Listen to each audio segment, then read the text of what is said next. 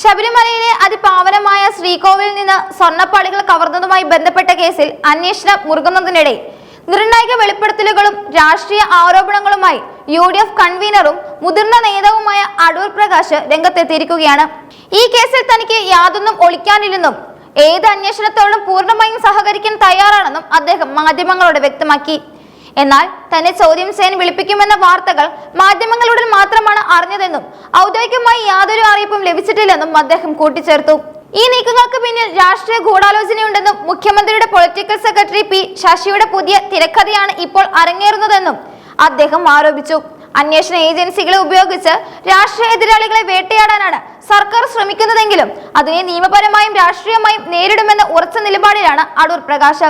പ്രത്യേക അന്വേഷണ സംഘത്തിന് മുന്നിൽ ഹാജരാകുന്നതിന് മുമ്പ് തന്നെ മാധ്യമങ്ങളെ കാണുമെന്നും തനിക്ക് അറിയാവുന്ന എല്ലാ കാര്യങ്ങളും പരസ്യമായി തുറന്നു പറയാമെന്നും അദ്ദേഹം വ്യക്തമാക്കി.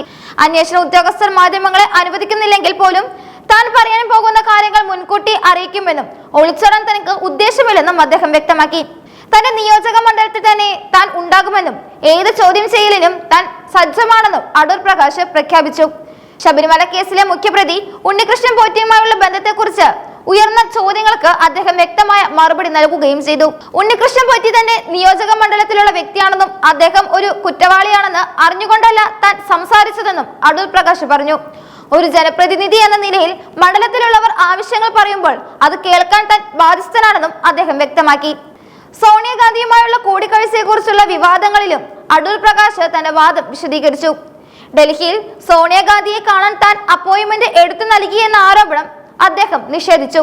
എന്നാൽ ഉണ്ണികൃഷ്ണൻ പോറ്റിയോടൊപ്പം ഡൽഹിയിൽ പോയി എന്നത് വസ്തുതയാണെന്നും അത് താൻ മറച്ചുവെക്കുന്നില്ലെന്നും അദ്ദേഹം സമ്മതിക്കുകയും ചെയ്തു. ശബരിമലയിലെ അന്നദാന ചടങ്ങുമായി ബന്ധപ്പെട്ട ഉദ്ഘാടനത്തിന് തന്നെ ക്ഷണിച്ചിരുന്നുവെന്നും അവിടെ പോയിരുന്നുവെന്നും അദ്ദേഹം പറഞ്ഞു. ഒരു ഭക്തൻ എന്ന നിലയിലും ജനപ്രതിനിധി എന്ന നിലയിലും അത്തരം പരിപാടികളിൽ പങ്കെടുക്കുന്നത് സ്വാഭാവികമാണെന്നും എന്നാൽ അതിനെ സ്വർണ്ണ കവർച്ചയുമായി ബന്ധപ്പെടുത്തുന്നത് രാഷ്ട്രീയ പ്രേരിതമാണെന്നും അദ്ദേഹം വാദിച്ചു. മുഖ്യപ്രതിയായ ഉണ്ണികൃഷ്ണൻ പോറ്റി ഇതിനോടകം തന്നെ ഡൽഹി യാത്രയെക്കുറിച്ചും സോണിയാഗാന്ധിയുമായുള്ള കൂടിക്കാഴ്ചയെക്കുറിച്ചും അന്വേഷണ സംഘത്തിന് മൊഴി നൽകി കഴിഞ്ഞു. ഈ മൊഴിയുടെ അടിസ്ഥാനത്തിലാണ് അടൂർ പ്രകാശിനെ ചോദ്യം ചെയ്യാൻ അന്വേഷണ സംഘം ഒരുങ്ങുന്നത്. അതേസമയം തിരുവിതാംകൂർ ദേവസ്വം ബോർഡ് മുൻ പ്രസിഡന്റ് PS പ്രസാദിനെ അടുത്തയാഴ്ച വീണ്ടും ചോദ്യം ചെയ്യാൻ SIT തീരുമാനിച്ചിട്ടുണ്ട്. അദ്ദേഹത്തെ നേരത്തെ മണിക്കൂറുകളോളം ചോദ്യം ചെയ്തിരുന്നുവെങ്കിലും ചില കാര്യങ്ങളിൽ കൂടുതൽ വ്യക്തത വരുത്താനുണ്ടെന്നാണ് പോലീസ് പറയുന്നത്.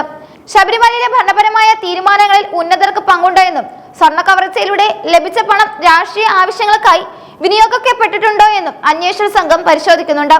സ്വർണ്ണപ്പാളികൾ ഇളക്കി മാറ്റുന്നതിനും ചെന്നൈയിലേക്ക് കടത്തുന്നതിനും ആരുടെയൊക്കെ സഹായം ലഭിച്ചു എന്നതിനെ കുറിച്ച് നിർണായകമായ പല തെളിവുകളും ഇതിനോടകം ക്രൈംബ്രാഞ്ചിന് ലഭിച്ചിട്ടുണ്ടെന്നാണ് സൂചന. VSSൽ നിന്നുള്ള ശാസ്ത്രീയ പരിശോധനാ ഫലം കൂടി ലഭിക്കുന്നതോടെ നഷ്ടപ്പെട്ട സ്വർണത്തിന്റെ കൃത്യമായ തൂക്കം കണ്ടെത്താൻ സാധിക്കുമെന്നും അത് കേസിൽ വലിയ വഴിത്തിരിവാകുമെന്നും അന്വേഷണ ഉദ്യോഗസ്ഥർ കരുതുന്നു.